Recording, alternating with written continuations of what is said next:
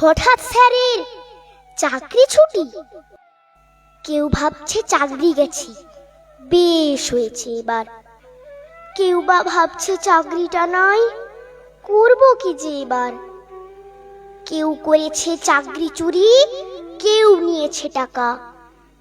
একবারও কেউ ভেবে দেখেছে শিক্ষক নেই স্কুলে, তাই স্কুলগুলো সব ফাঁকা? আমরা কি কোনো ভুল করেছি পড়তে এসে স্কুলে? ভাববো কিভাবে আজকে স্কুলে আছেন যে স্যার, কালকে যাবেন চলে? জড়িয়ে ধরে বললেন, স্যার আসবো না আর স্কুলে। হঠাৎ স্যারের এমন কথা বুঝতে পারিনি খুলে। চারিদিকে তখন হো হো পড়েছে, চাকরি গেল সবার।